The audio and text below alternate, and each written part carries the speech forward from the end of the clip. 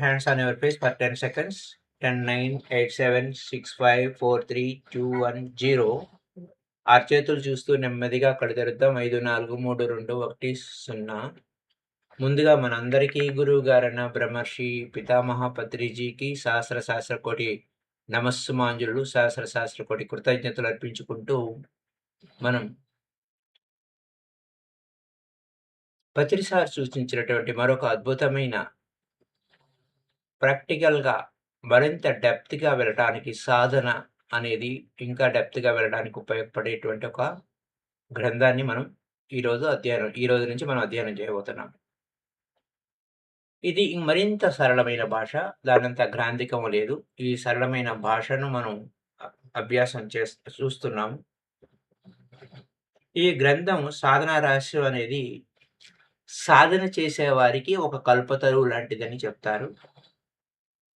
మన సాధన ఈ రహస్య గ్రంథం సాధనా రహస్య గ్రంథం ఆత్మ సాక్షాత్కారమును అతి సన్నిహితంగా తెలియజేస్తుంది అంటారు.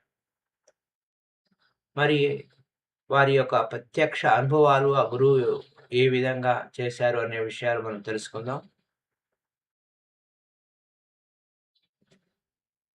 అంటే ప్రతి జీవికి మరణం అనేది సహజం. పశువు పక్షాదులకు వాటి జన్మ మరణాల గురించి వాటికి తెలియదు. పశు పక్షాదులకు వాటి మరణం గురించి వాటికి తెలియదు. కానీ మానవుడికి మాత్రం ఈ జన్మ మృత్యువు గురించి బాగా తెలుసు. జన్మ అంటే ఏంటి అని. అందుచేత జనన మరణాలు జనన మరణాల నుంచి శాంతిని పొందే ప్రయత్నం చేస్తారు. కానీ ఒక ఆధ్యాత్మిక విజ్ఞానం మాత్రమే ఈ విషయాలను పుష్కలంగా బోధిస్తారు.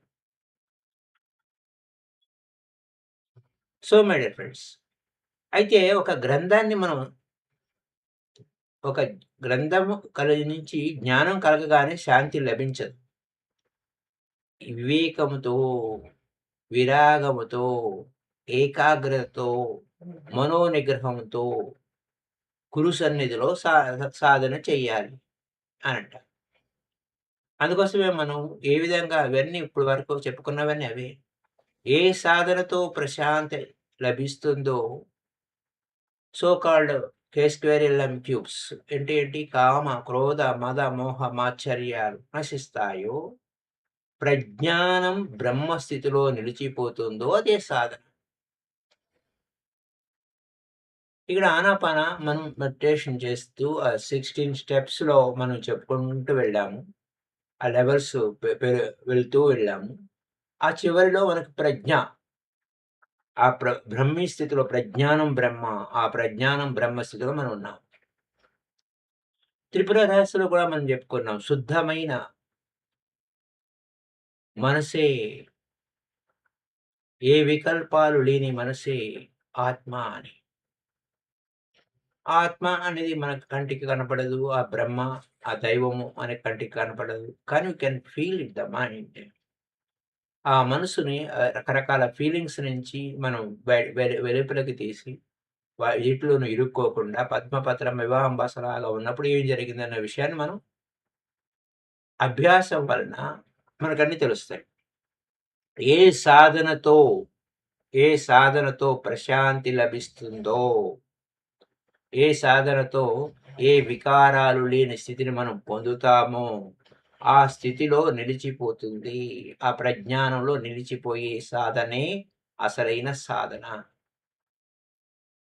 యోగ్యుడైన శిష్యుని సాధన బ్రహ్మనిష్ఠుడైన గురు సన్నిధిలో సక్రమంగా సాగుతుంది. ఇటువంటి సాధన విషయాలు చక్కగా వ్యవహారిక భాషలో మనకి 1946 నుంచే శ్రీ అనుభవానంద స్వామీజీ గారు ఈ సాధనా రహస్యంలో చెప్పారు ఆ బుక్‌లో. యమ నియమాలు అంటే అష్టాంగ మార్గం. ఆ యొక్క హూ ఇస్ దట్ పతంజలి మహర్షి.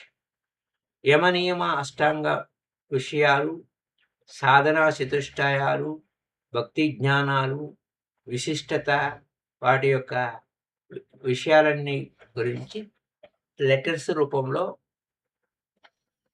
రాశారు ఆయన. 36 లేఖలు. అవన్నీ ఈ గ్రంథంలో ఉంటాయి. సో, దాని గురించి మనం ఈ యొక్క విశేషాలు మనం తెలుసుకుందాం. అనుభవ రహస్యము. శ్రీ అనుభవానందుల యొక్క అనుభవ రహస్యం. నేను సన్యాసిని. అనుభవానంద స్వామి అంటారు. సత్యాన్వేషణకు జీవితమంతా దీక్ష పూనాను. చూడండి ఇలా డైలాగులు భలే ఉన్నాయి. మాట కంటే వ్రాతలు, అనుభవం గొప్పవి. వాటి ద్వారా మనం ఇతరులతో ప్రసంగించాలి. ఆర్తి, తీవ్ర ఆవేదనలు కావాలి. ఆర్తి, తీవ్ర ఆవేదనలు కావాలి. నా చిన్నతనంలో రాత్రులు నిద్రపోయేవాడిని కాను. బోర్లా పడుకొని దిండులో తలదూర్చి రాత్రంతా భగవంతుని కొరకు విలపించేవాడిని. నా కన్నీటితో ఆ దిండు తడిసిపోయేది. శ్రీరామకృష్ణ, వివేకానందుల జీవితాలు చదివి చాలా కాలమయ్యింది. అంటే లేక 9, 10 సంవత్సరాలయ్యింది. ఇంకా చదువుతూ ఎంతకాలం జీవితం గడిపేది? సంవత్సరాలు దొర్లిపోతున్నాయి. ఎప్పుడు చదువుదామని పుస్తకం తెరిచినా నా హృదయంలో ఒక మంట బయలుదేరుతుంది. అశాంతి ఎక్కువవుతుంది. ఎందుకు? ఎందుకంటే అట్టి స్థితుల గురించి విని ఆనందించడం ఇంకా ఎన్నాళ్ళు? ఎన్ని నాళ్ళు? అనే ప్రశ్న నన్ను బాధిస్తుంది. అంటే ఇక్కడ మనం ప్రాక్టీస్ ఎంత బాగా చెయ్యాలి? సాధన ఎలా చేయాలి? అనే దానికి బలపరచడానికి మనకి పితామహ పత్రి సార్ ఈ పుస్తకాన్ని మనకు అందించారు. సో, అక్కడ ఏమైంది? అనుభవం పొందాలి. వాళ్ళంతటి వాడిని కావాలి. అదే నా లక్ష్యం. ఎందరో మహానుభావులు వారిలా మనము కావలే అని ఆకాంక్ష మన పితామహ పత్రి సార్ తులసీదళం మొట్టమొదటి పేజీలోనే చెప్పారు. కేవలం సన్యాసం ఎందుకు? సాధనా అనుభవాలు పొందని సన్యాసం అనవసరం నా దృష్టిలో. సాధన అనుభవాలు పొందని సన్యాసం అనవసరం నా దృష్టిలో. నేను ట్రైనింగ్ అవుతున్నాను. అందుచేత నేను కూడా ట్రైనింగ్ స్టూడెంట్‌ని. ఆ ట్రైనింగు సానుకూలం కావడం చాలా కష్టంగా ఉంది. ట్రైనింగ్ పాస్ అవ్వడం కష్టంగా ఉంది. దీనికి పుస్తకాలు ఉపయోగించవు. తెలివితేటలు పనికిరావు. దేహపుష్టి నిష్ప్రయోజనము. ఉపాధ్యాయులు లేరు. చూడండి ఆత్మవిద్య కోసం. పరీక్షలు అసలు లేవు. కానీ రిజల్ట్స్ మాత్రం ఉన్నాయి. ఈ ట్రైనింగ్ కోర్సు 2 సంవత్సరాల్లో ముగియదు. వ్యక్తి బలాలను బట్టి కాల పరిమితి ఉంటుంది. అంటే హౌ మచ్ ఎఫర్ట్ నువ్వు బలం తెలుసుకో. బలం తెలుసుకో అనమాట.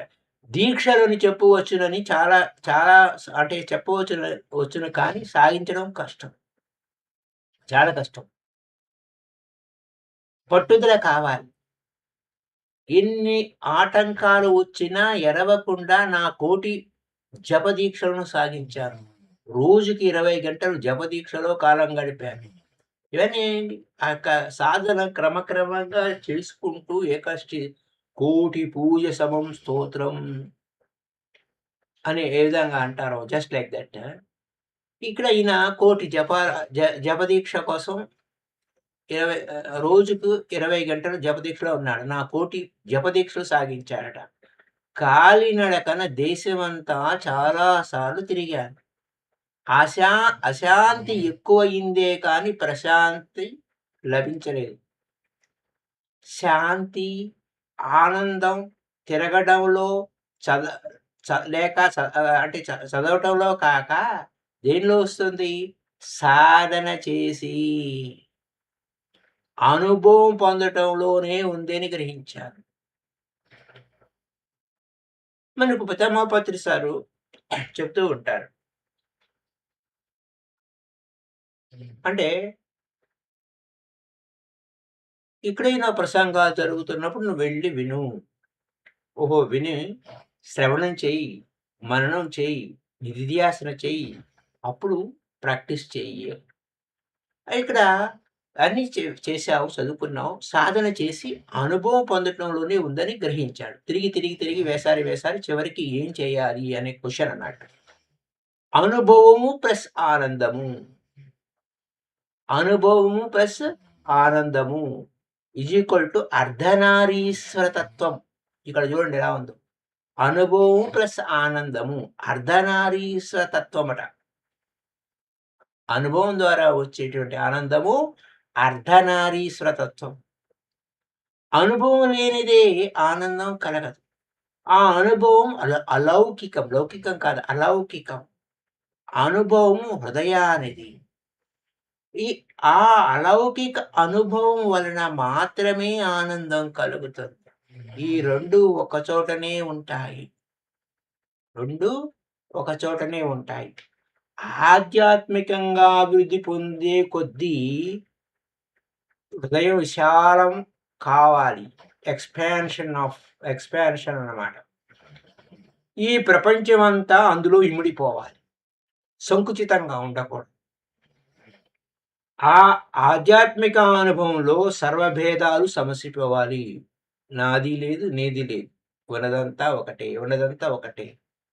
అంతా ఒకటే అవుతుంది. అది అనుభవము, అది ఆనందం. చూడండి, అది అనుభవము, ఆనందం. ఆ పేరులోనే మొత్తం యొక్క సారాంశం అంతా ఉంది. అనుభవము, ఆనందం.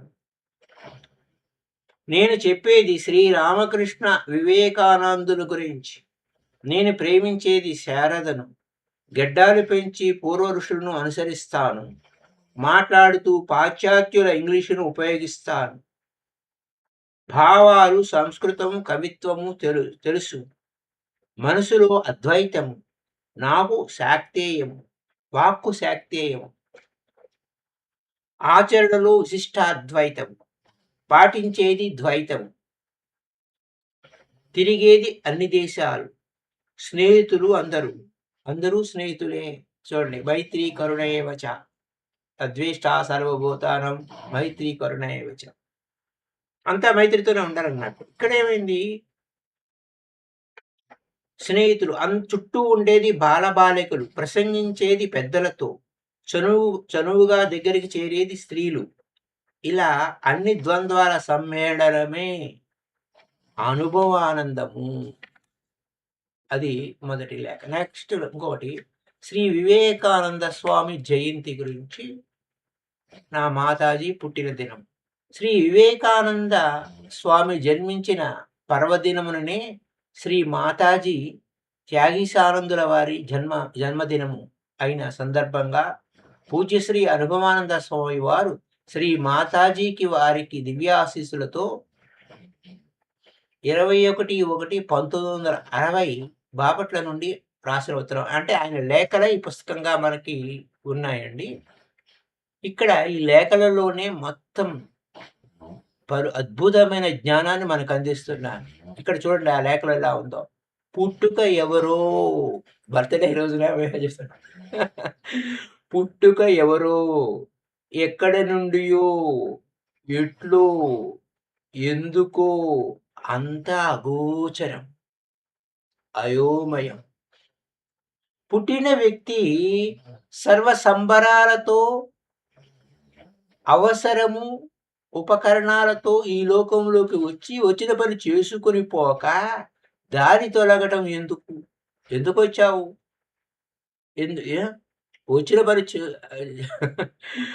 వచ్చిన పని చేసుకోక దారి తొలగటం ఎందుకు? సుఖాలను దుఃఖాలను కౌగులించుకోవడం దేనికి? ఏడవటం దేనికి? ఏడుస్తున్నానని అంతా ఏడిపే అని చెప్పుకొని తన తెలివితక్కువతనం ప్రకటించుకోవటం ఎందుకు? ఆ దుఃఖం తన తెలివి తక్కువలో ఉంది, కానీ ప్రపంచంలో ఉందా? దుఃఖం ఎక్కడుంది? తెలివి తక్కువలో ఉందంటే, అజ్ఞానంలో ఉంది. ప్రపంచం దుఃఖ స్వరూపమా?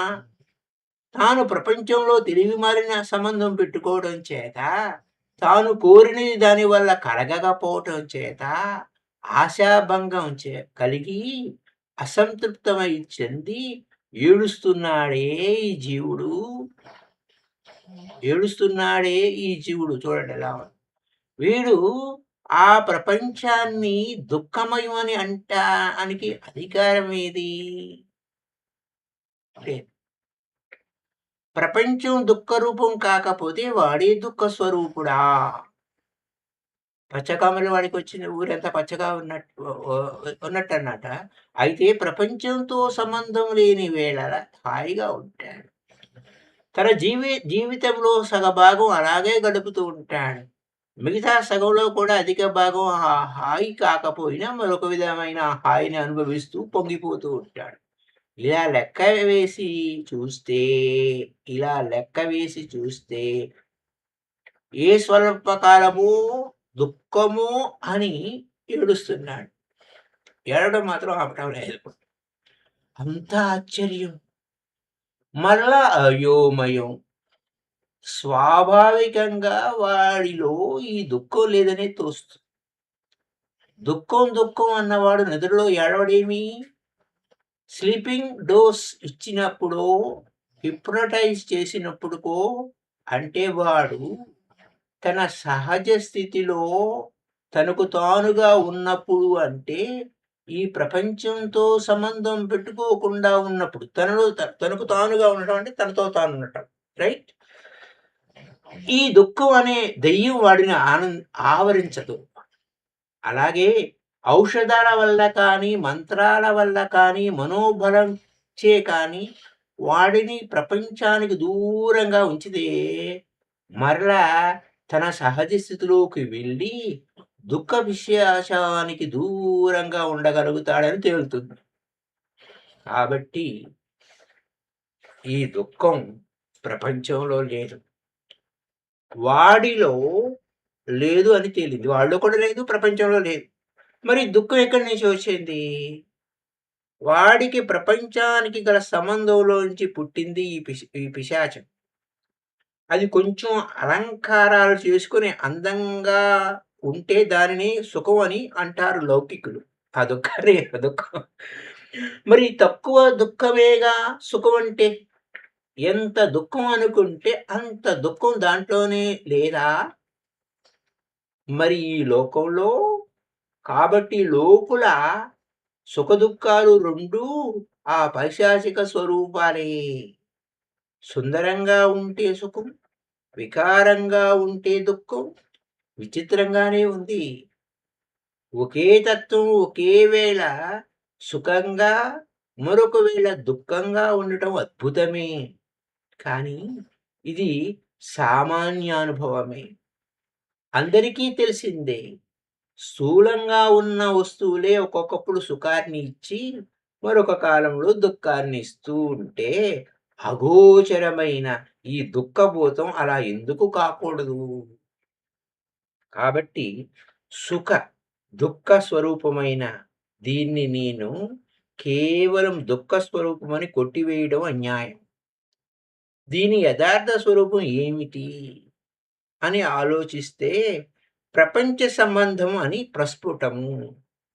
ఈ సంబంధాన్ని ఎంత జాగ్రత్తగా ఉంచుకున్నా దాని ప్రభావం ఏ కొంచెమైనా మన పైన కలగక మానదు. మన పైన ఆ ప్రభావం చూపక మానదు.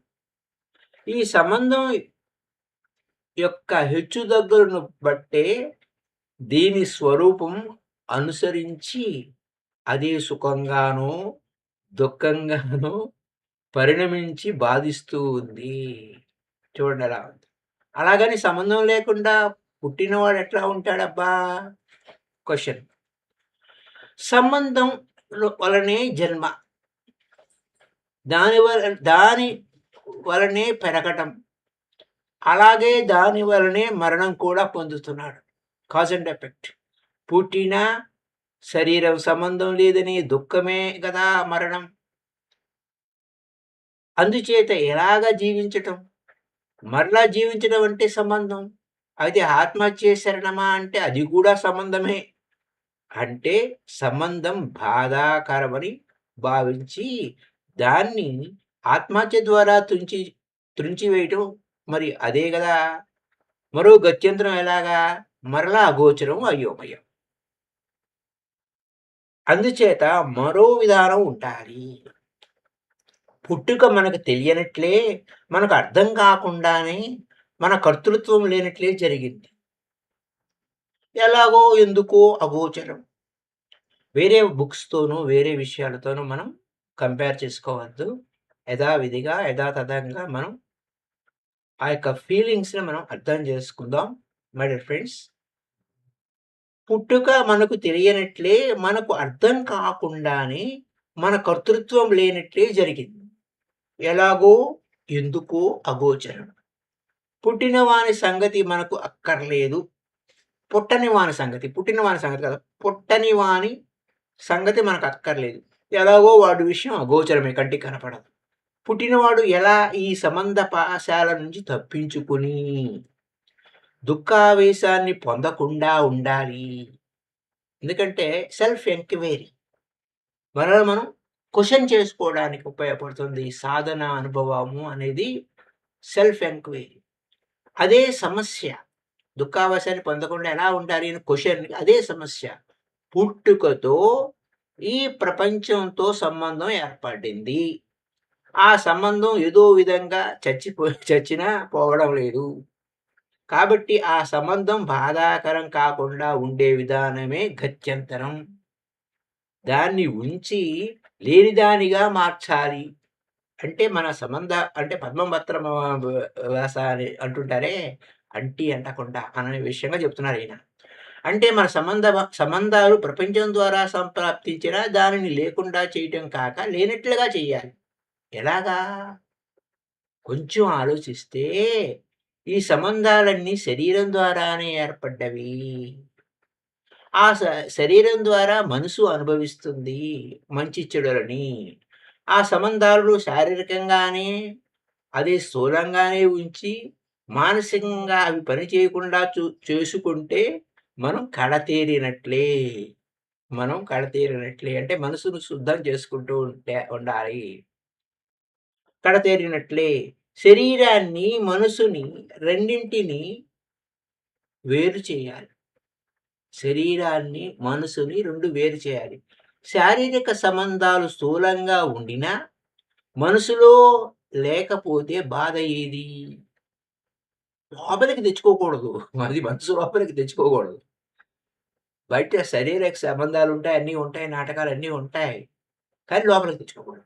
అయితే మనసులో లేనిది శారీరకంగా ఎలా? సంబంధాలు శారీరకమని, మానసికమని 2 విధాలు.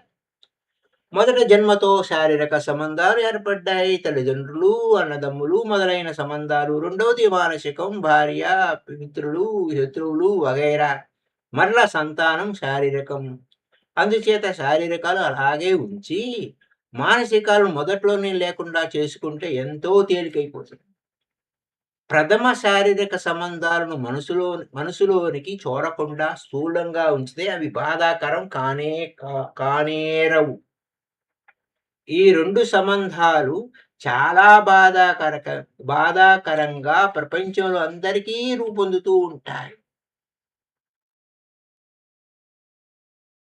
ఆ సంబంధాలు లేనివాడు ధన్యుడు. ఇంకా ఇంత బలీయం కానివి ఇతర ప్రపంచ సంబంధాలు. మొదటే వాటిని జయించిన వాడికి యథార్థంగా ఇవి కష్టం కాదు.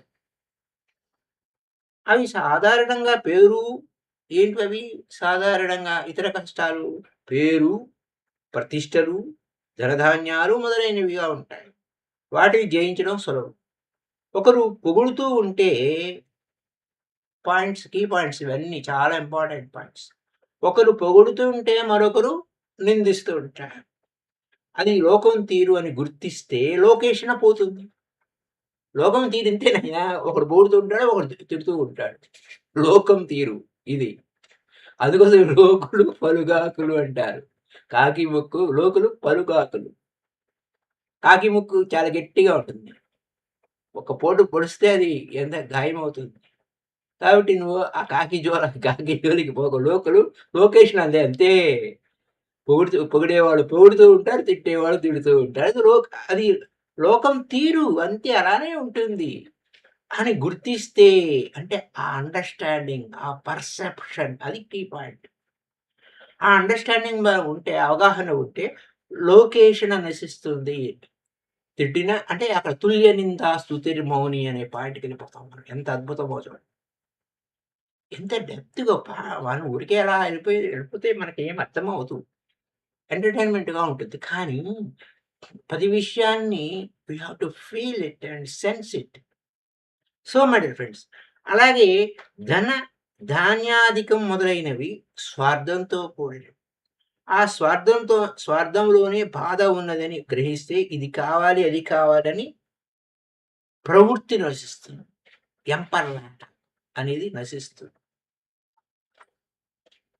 ఒకవేళ సంపద వచ్చినా, ఉన్నా కేవలం తన స్వార్థం కోసం కాక పరమార్థంగా సద్వినియోగం చేస్తాడు. అప్పుడు బాధ ఉండదు. అంచేత ఈ లోకంలో, ఈ లోకంలో పుట్టి సాధించేవి ఐహిక సంపదలే కాక ఉండి లేనట్టి జీవిత విధానమే. ఉండి లేనట్టి. అంటే ఉన్నావా? లేవా? ఉండి లేనట్టి. అంటే తామరాకు మీద నీటి బొట్టులాగా అనే పాయింటే ఇక్కడ మళ్ళీ వేరే విధంగా మనకు చెప్తున్నారు. ఉండి లేనట్టి జీవిత విధానమే. సరే అది ఆ స్పర్శ యోగం అని సూత్రం. ఆ స్పర్శ. అంటే ఇంక నువ్వు స్పర్శ లేదు. ఆ స్పర్శ యోగం. ఇదే అనుభవ స్వరూపమని, అనుభవ స్వరూపం యొక్క మూల రహస్యం. దాన్ని పుట్టానని భావించే నీవు పుట్టినరోజు లేఖ అనమాట. వాళ్ళ సిస్టర్‌కి రాసాడాయన. ఆ! పుట్ దాన్ని పుట్టానని భావించే నీవు త్వరలో సాధించి అస్పర్శ యోగం. అస్పర్శ యోగం రైట్. దాని మాధుర్యాన్ని ఆస్వాదించి, ఆనందించి, అనేకులకు మార్గదర్శివి కాగలవని ఆశించి ఆశీర్వదిస్తున్నాను.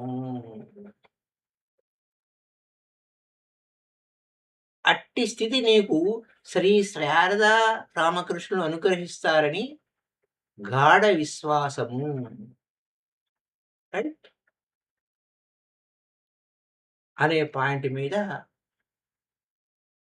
ఆయన శ్రీలను జ్ఞాన విరాగ సంపదలచే జల్వందు వంశాన నీవీ రీతిని జరిగించి శారదా శారద దయాదృష్టి ప్రభావంచే వైరాగ్యంబున యోగినివై వేదాంత శాస్త్రములు నీలో చేర్చుచు సన్యసించితివి సన్యసించితివిరా నీ భాగ్యం ఎట్లున్నను చిన్నతనాన శారదను చేరి సరస్వతి నా బడు కీర్తి సంపన్నత దేశమెల్లెడల ప్రభావాన్ని మప్ప ప్రసంగ దాటిచే మిన్ని మిన్నగ మిన్న గమనించి సర్వులకు మిక్కిలి శ్రేష్టపు మార్గదర్శివై ఉన్న ఆ మహాత్మురాలవు మహోన్నత ధర్మపరాయణాత్మవున్ మాతాజీ గురు రామకృష్ణుడ తుల తులంబవు జ్ఞాన వైరాగ్యం అంటే వారితో సరితూగినటువంటి జ్ఞాన వైరాగ్యములు ప్రీతిని నీకు రొసంగుగాక. జననీ శ్రీ శారదామయిలో లోకాతీత ప్రతిభ ఆ విభూతి నిగుడన్ ఆయువు, ఆరోగ్య, సత్ఖ్యాతిని నీకు ఇడును గాక దేవతలు నీకు నిచ్చెదన్. అతడే మన దిక్కు, అతడే మన గమ్యం అని అనుభవానంద స్వామి వారు 21/1/1960లో రాసిన లేఖ. So, this is the game my dear friends. ఈ యొక్క అద్భుతం నెగ్ మళ్ళా రేపటి నుంచి మళ్ళా ఆయన యొక్క ఒక్కొక్క అంశాన్ని లేఖలో అనేక గూఢార్థాలతో కూడిన విషయాలు ఉంటాయి. వాటిని మనం తెలుసుకుందాం. అందులో ఇంకో పాయింట్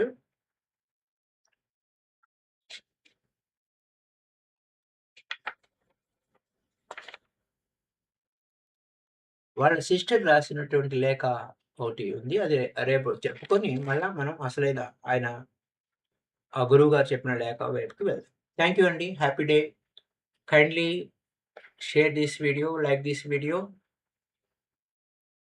మీ యొక్క feelings, expressions you can share. Comments రూపంలో తెలియచేయండి.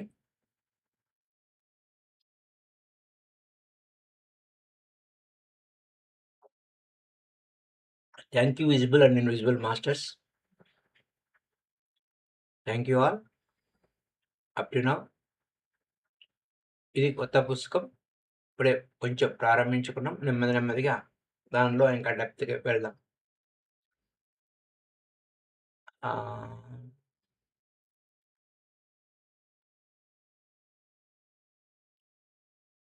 సూరి నాగమ్మ లేఖలు కూడా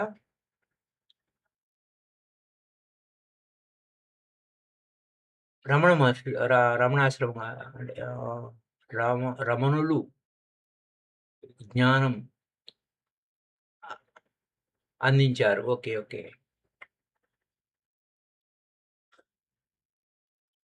లేఖల ద్వారా. రైట్.